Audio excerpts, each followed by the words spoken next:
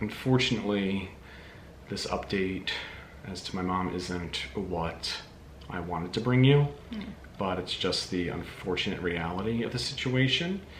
And so basically, before I go into it, I just want to give again my thanks and love and gratitude to everyone who extended their love and well wishes and thoughts and prayers to me, my family, my mom.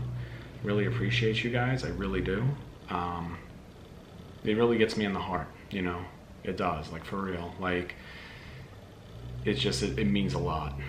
And you know, having said that, after this past update that Ruth and I did, my mom continued to fight. You know, it was a struggle with the COVID. You know, it was, you know, one time we might get good news from the doctor and nurses, the next phone call would be bad news, then good news, and bad news. Like, it was just a roller coaster. Like, it was not, it was tough, but there was hope. Now, unfortunately, Saturday, we got the really bad news of the doctors pretty much telling us that she was just failing in all areas. Yeah.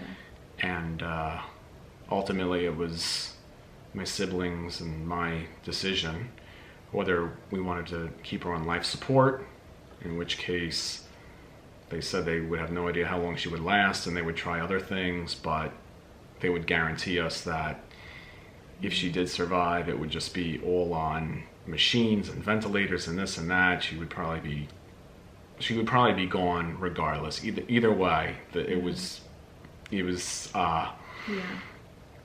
the word? It was inevitable that she was going to die. So it was the toughest choice of our lives, but we decided to pull it. And you know, I got the phone call early this morning that she had passed. And it was right after midnight today on Easter. And yeah, you know, I'll be honest with you. Hold on one sec, guys.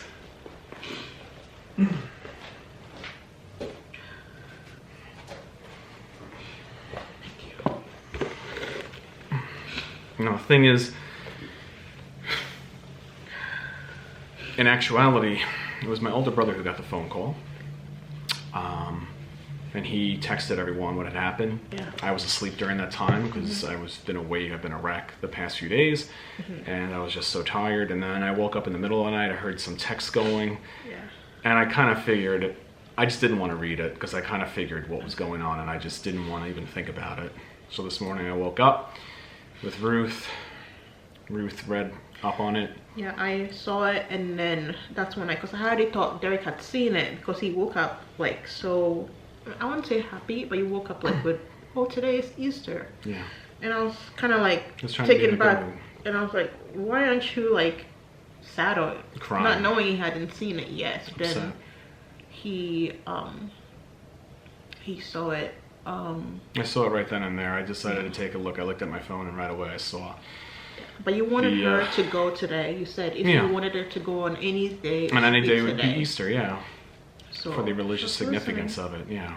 And I think, I do believe she's in a better place. She's with my father. She's with her family. She's happy. She's with God. And I do believe that she will be there eternally. Life everlasting. She's watching us. She's with us, along with all my other relatives who are up in heaven. And it's just going to be really hard without her. It's going to be hard, like, you know. I mean, it happened so fast. I mean. Yeah. I mean, for in 2 weeks. It was just a few weeks. So fast. A few weeks ago, I just saw her. Like, I visited her. Yeah. We had a great time together. It was short, just a few hours. I took a nap just because she was kind of lonely. She missed people. She wanted me there as long as possible, so I stayed there. You know, I stayed there for a few hours. I was like, you know, I was done with what I had to do within 1 to 2 hours, but I was like, no, I'll stick around. Like, so, you know, I stayed around, and it was like she was fine. Like, this was just like 4 or 5 weeks ago. No, 4 weeks ago, I think it was. Like, she was just fine. It's just and then. Yeah, it's insane. And then 2 weeks later, you know, she's getting rushed to the hospital. You know, she was there for like 11 days, 12 days, and then getting notified that she had passed. And I mean, it's completely devastating. Like, again, like I think the only reason why I'm not a complete mess right now, why I'm not a wreck, like crying and upset and actually doing this video, is because like I did cry and was upset, and you know, Ruth is my witness. Like I was a wreck. But I can see it coming, because we Ruth all can deal see with it, grief, yeah, in different ways. and I'm scared. Right, like right now, like I don't know. I feel like I'm suppressing it. I'm still like in denial. You're in denial. I'm suppressing it. I'm denial, and But I just don't want to think about it. Stop talking. This is how you deal. Mm-hmm. I am scared, obviously, because what happened, but I'm also scared for you, because I know how you. I know how close you were with her. Yeah. And I'm afraid that when it hits, when the denial's gone and then the real whatever comes, I might just... No, you don't have to worry about that. I'll be alright. Like, I'll grieve, but I know it's good to grieve with other people and talk to other people, but I feel like for me, when I grieve, I like to grieve alone. Like, I'll do it with people around. That's the scary stuff. No, it's okay. It's alright. It's just something that I'll just have to get it out of my system. I'll just do what I have to do. It's just my thing. I just don't like to be around people because it's just me processing my thoughts, my feelings, my emotions, my everything. And, you know, when the time comes, which it will, probably, if not today, maybe tomorrow, maybe the next day, but sometime soon. And, I think the big time will be when... Yeah. I think the big time will be going back to the house and just seeing all her stuff there and just the pictures and everything. It's gonna devastate me. That's when I'll really feel it. The pictures on her coloring table. Yeah, she liked to color. Where she used to sit and color all the time. Color. All the time. She had these hobbies. She had coloring. And in her the peninsula where she kept all of her stuff. Yeah, in the kitchen we have a peninsula eyeglasses that she and keeps, whatever like, for reading. It was always such a mess. It was great. It was a mess. All the pending things, the bills, just all the stuff. Yeah. And then stuff that she laid out on the kitchen table, the dining room because she table. probably thought she was coming back. Yeah, her bedroom, I know, yeah, and that's the surreal thing too. Her purse is still, I know if she doesn't have her purse with her, I know where it's going to be. It's going to be on her desk. Yeah. And it's going to be open, it's going to be like, wow, she went to the hospital, she had all plans to come back. Like, she should be there, but she's not. And it really just I mean, we had plans this summertime. We recently moved out of the house because we lived with her for so long. And one of our biggest fear was loneliness. Yeah. You know. I know which was hard. Yeah. But for one time in our life, we kind of had to put our relationship first, and when we did. But then it makes me believe, like, if only we had stayed a few more months. I mean, we did everything for her. Going grocery shopping, like, I'm cooking every time.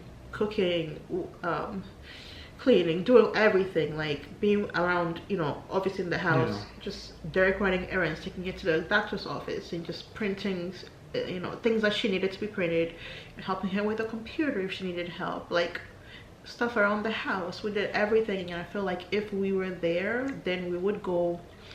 I would have gone grocery shopping. I would have cooked. She wouldn't have done anything. All she had to do was, you know, be home. And we left, and it was just a few months later. Like we left in November.